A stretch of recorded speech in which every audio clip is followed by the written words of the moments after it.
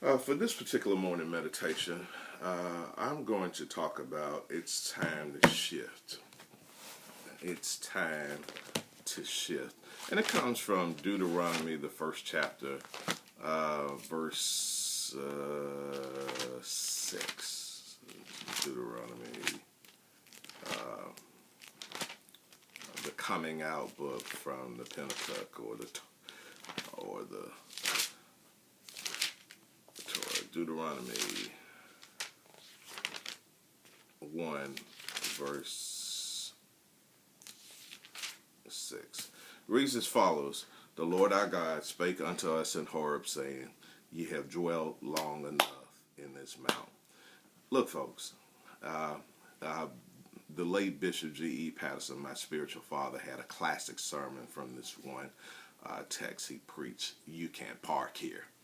And I guess I would almost tell you that you can't park. It's time to shift. God has already called some of us to shift. That's the buzz around the things of God right now. Everybody's talking about the shift, the shift, the shift. You know, it's not a time to stay in park because we live in a changing world. Things are changing at a breakneck speed. This is one of the latest releases by Samsung, yet within 2 months, this phone will be obsolete because Apple will make some big announcement and then Samsung will have to open the game. The whole world is shifting. I was thinking about about changing times that we're living in right now. I grew up in the days where grandmothers were the good old venerable ladies that came to the school, and everybody respected your grandmother, and everybody knew that your grandmother meant business, and everybody else's grandmother meant business. But we're living in a different day now. I talked to my sister-in-law, and she was telling me that when she's teaching at the elementary, junior high school level, she would make a call to the parent and couldn't get the parent, and then she calls the grandmother, and the grandmother has a Yo Gotti ringtone. We're living in changing times, folks. I was thinking of a situation. I dealt with a death a couple years ago of an infant, and the great grandmother was at graveside with her man. She dating still.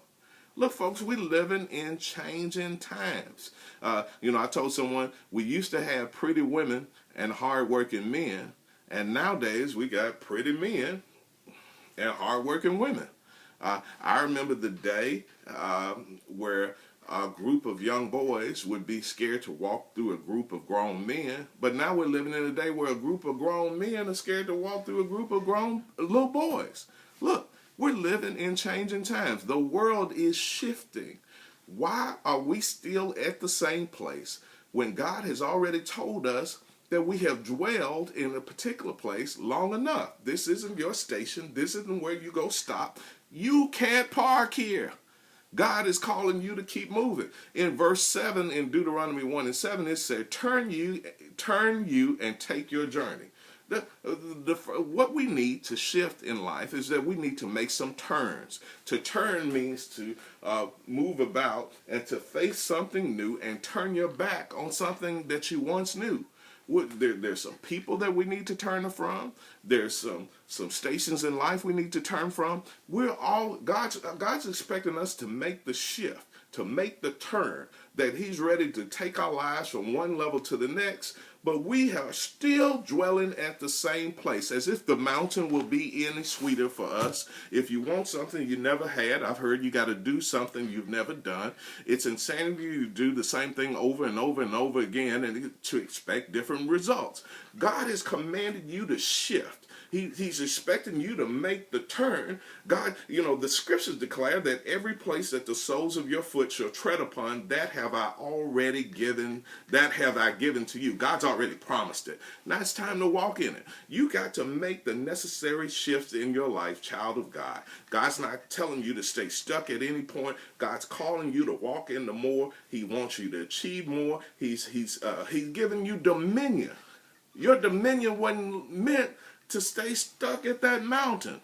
Maybe the mountain was a good place. Maybe you've already had a good measure of success. But God's still telling you it's time to shift. Maybe the mountain was a place of pain, a place where your hopes were dashed and your dreams were wrecked, and you're just staying stuck there. But God's telling you that it's time to shift. You can't park there. There's no excuse. You're wanting to know why your life isn't going from one level to the next. It's because you're deciding to park, and God has already told you to shift.